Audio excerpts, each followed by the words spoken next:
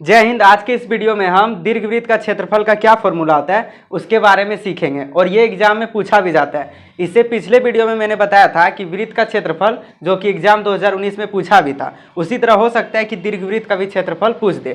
तो चलिए आज दीर्घवृत्त के क्षेत्रफल के बारे में समझते हैं। तो देखिए, सबसे पहले हम क्या करते हैं, दीर्घवृत्त का समीकरण लिख लेते हैं। तो चूंकि दीर्घवृत्त का समीकरण, इसका समीकरण क्या होता है, एक्स स्क्वायर बटे ए स्क्वायर प्लस वाई स्क्वायर बटे बी स्क्वायर बराबर होता है 1। अब जब ये लिख लिए तो यहाँ पे देखिए एक्स स्क्वायर बटे ए स्क्वायर, जो यहाँ पे ए स्क्वायर है वो एक्स अक्ष पर का दूरी है और वाई स्क्वायर बटे बी स्क्वायर जो है वाई अक्ष पर की दूरी है। तो सबसे पहले इसका ग्राफ बनाते हैं। देखिए, इसी चीज़ को अच्छे से समझना है। जब भी क्षेत्रफल बोले पहले ग्राफ बनाना है। ये हो गया हमारा वाई अक्ष और ये एक्स अक्ष। अब ये जो ए है इसमें दीर्घवृत्त में दो त्रिज्या होता है, एक होता है बड़ा, एक होता है छोटा। तो एक्स स्क्वायर बटे ए स्क्वायर जो पहले में लिखा हो समझ जाइएगा वो बड़ा है। तो ए स्क्वायर यानी ए दूरी पे, यहाँ से यहाँ तक का ए दूरी है, यानी हम इसको लिखना चाहे तो 1,0। उसी तरह इस मूल बिंदु से इधर भी सेम त्रिज्या लेंगे, यानी इधर लेंगे -1,0। ठीक है।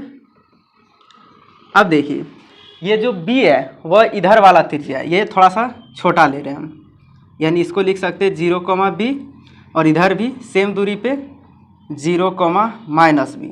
और इससे होते हुए जब इसको मिलाएंगे हम, यानी एक वक्र खींचेंगे कर्व, तो ये कुछ इस रूप में दिखेगा। इसी को कहते हैं दीर्घवृत्त। अब इसका हमें क्षेत्रफल निकालना है। तो क्षेत्रफल निकालने के लिए दो फॉर्मूला होता है। अगर एक्स अक्ष से निकालना है, जैसे मान लीजिए ये कर्व हम लिए, तो इस कर्व के नीचे यानी एक्स अक्ष तक सटाते हुए एक फिगर बनाएंगे यहाँ तक। तो ये हो गया एक्स अक्ष से घिरे क्षेत्र का क्षेत्रफल। यानी इस कर्व की सहायता से यहाँ तक निकाल लेंगे, यानी ये मूल बिंदु है, यहाँ तक निकालेंगे तो ये निकल जाएगा। इसका फॉर्मूला होता है y d x, integration of y d x, और यहाँ पे एक्स का लिमिट पुट करते हैं। तो इसी का यूज करके हम इसमें निकालेंगे। तो पहले हम क्या करना है, हमें वाई का वैल्यू निकालना है। तो देखिए, एक्स स्क्वायर बटे ए स्क्वायर प्लस वाई स्क्वायर बटे बी स्क्वायर बराबर 1 दिया हुआ था। इसको इस साइड भेज दीजिए, इस वाले चीज़ को। तो y square by b square बराबर 1 - एक्स स्क्वायर बाय में ए स्क्वायर।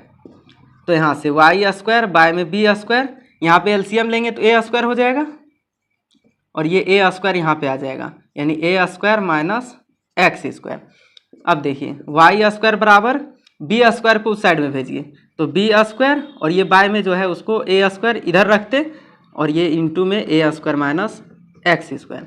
इसलिए यहाँ पे वाई बराबर इधर हो जाएगा √ बी स्क्वायर बाय में ए स्क्वायर इंटू ए स्क्वायर माइनस एक्स स्क्वायर। लेकिन आप बोलेंगे कि प्लस माइनस दोनों लिखाएगा। तो देखिए, हम अभी फर्स्ट क्वाड्रेंट में केवल ले रहे हैं, तो फर्स्ट में एक्स और वाई दोनों प्लस होता है, तो हम यहाँ पे माइनस को अभी इग्नोर कर देते हैं। ठीक है। अब सो यहाँ पे वाई निकल गया, तो आप डायरेक्ट लिखेंगे क्षेत्रफल, यानी क्षेत्रफल बराबर, इसका फॉर्मूला होता है वाई इंटू डी एक्स। ठीक है। लेकिन यहाँ पे देखिए लिमिट क्या रखना है, तो थोड़ा समझिए। एक्स अक्ष से घिरे क्षेत्र का क्षेत्रफल में एक्स का लिमिट, तो यहाँ पे वैल्यू देखिए एक्स का क्या है, क्योंकि हम ये वाला कर्व ले रहे हैं, यानी ये वक्र। तो यहाँ से यहाँ तक गए तो उसमें एक्स का वैल्यू कहाँ से कहाँ तक बढ़ा। देखिए एक्स का वैल्यू यहाँ पे क्या था, 0, और बढ़ते बढ़ते कहाँ तक आया, ए तक। यानी कहाँ से कहाँ तक लिमिट लेंगे, 0 से ए तक। और साथ में अब यहाँ पे देखिए एक घेरा सिर्फ निकल रहा है इसका क्षेत्रफल, लेकिन इसी तरह से टोटल चारों तो बराबर है, तो हम डायरेक्ट इसमें 4 से गुना कर देंगे, तो ये सब का क्षेत्रफल निकल जाएगा टोटल। यानी एक का निकाल दिए, उसमें 4 से गुना कर दिए, तो ये यहाँ पे फॉर्मूला बिठा दिए। अब सिर्फ y का वैल्यू पुट करते, 0 से a लिमिट दिया हुआ था, y का वैल्यू क्या है यहाँ पे देखिए, इससे चाहे तो आप उस स्क्वायर है और रूट है दोनों कैंसिल कर लीजिए, तो b बाय a बाहर हो जाएगा क्योंकि दोनों पे स्क्वायर है, और यहाँ पे सिर्फ रह जाएगा a square minus x square. इसी चीज़ को यहाँ पे बिठा देते हैं, b by a √ a square minus x square into d x. अब ये b बाय a कॉन्स्टेंट है, इसको बाहर कर लेते हैं, तो 4b बाय a, और यहाँ पे बच गया 0 से a √ a square minus x square into d x. अब इसका फॉर्मूला बिठाते हैं, उसके बाद देखिए केस क्या आता है। देखिए 4b/a ये कांस्टेंट है, बाहर ही रहा। इसका फॉर्मूला होता है x/2 √a² minus x² plus a²/2 sine inverse x/a। ये इंटीग्रेशन का फॉर्मूला होता है और इसमें लिमिट है कहाँ से कहाँ तक, 0 से a। ये फॉर्मूला आपको याद रखना पड़ेगा। तो देखिए यहाँ से 4b/a, अब यहाँ पे क्या करेंगे, a लिमिट पुट करेंगे। तो देखिए √a² माइनस a², जब a यहाँ पे आएगा तो a² माइनस a² ये 0 हो जाएगा, तो इसको 0 बना देगा, तो ये हो गया 0 प्लस फिर यहाँ a रखेंगे तो साइन, ये देखिए a²/2 साइन इनवर्स a/a से a कट के 1 बचेगा, तो हम डायरेक्ट लिखते हैं साइन इनवर्स 1, ठीक है, माइनस उसके बाद 0 बिठाएंगे। तो देखिए 0 यहाँ बिठाए x के जगह पे, तो 0/2 तो इस टोटल को 0 बना देगा, तो -0। फिर a²/2 साइन इनवर्स 0/a, ये भी 0, और साइन इनवर्स 0 का भी वैल्यू 0 होता है, तो इधर हमारा 0 आने वाला है। तो देखिए यहाँ पे 4b/a इंटू यहाँ पे सिर्फ क्या बचा है, ये सब तो 0 हो गया, तो a²/2 साइन इनवर्स और 1 होता है साइन 90 डिग्री का मान, यानी साइन π/2। तो 4b/a इंटू a²/2, यहाँ से साइन और साइन इनवर्स कैंसिल हो गया, तो क्या बचा π/2, 2 × 2 4, यहाँ पे भी 4, तो ये दोनों से ये कैंसिल। यहाँ पे देखिए a² एक ठो यहाँ पे है, तो ये इससे कैंसिल, तो क्या बचा π/a/b। ये देखिए इसका आंसर हो गया। यानी कोई दीर्घवृत्त का क्षेत्रफल का फॉर्मूला बोले या निकालने के लिए इस तरह क्षेत्रफल बोले तो उसका होता है π/a/b। और ये देखिए एक तरह से इसका नाम भी है दीर्घवृत्त। और वृत्त का क्षेत्रफल का क्या फॉर्मूला होता है, πr²।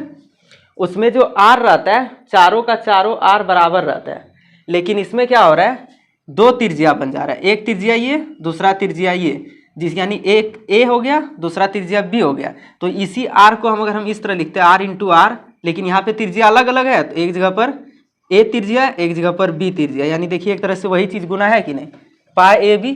तो इसका भी फॉर्मूला वृत्त के क्षेत्रफल के जैसा ही है, बस इसमें दो अलग अलग त्रिज्या होने के कारण दो अलग अलग चीज़ गुना हुआ। उसमें त्रिज्या सेम था तो r × r a² हो गया, यानी ये त्रिज्या अगर बराबर कर दे a और b तो a × a² फिर से हो जाएगा, यानी ये π/a² हो जाएगा। तो इस तरह से निकालते हैं दीर्घवृत्त का क्षेत्रफल। सबसे पहले मैं फिर से एक बार समझा देता हूँ। पहले हमें एक ग्राफ बनाना है। ये जो x के नीचे रहता है वो x अक्ष की त्रिज्या रहता है, ठीक है। y² के जो नीचे रहता है वो y अक्ष पर का त्रिज्या रहता है।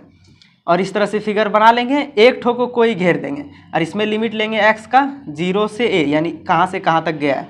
या अगर आप y निकालना चाहते हैं x dy से, यानी एक ठोर फॉर्मूला होता है y अक्ष से घिरे क्षेत्र का क्षेत्रफल इधर से, तो उसमें y का वैल्यू लेना है कि कहाँ से कहाँ तक गया। तो y में भी ज़्यादा नहीं आएगा, y का वैल्यू यहाँ 0 और 0 से गया था b, तो उस तरह से भी निकालेंगे तो क्षेत्रफल निकल जाएगा। उस तरह भी निकाल के दिखा देंगे, लेकिन हम यहाँ पे x अक्ष से घिरे क्षेत्र का क्षेत्रफल निकाल के दिखा दिए। तो आज के लिए बस इतना है, मिलते हैं नेक्स्ट वीडियो में अलग क्वेश्चन के साथ। तब तक के लिए जय हिंद।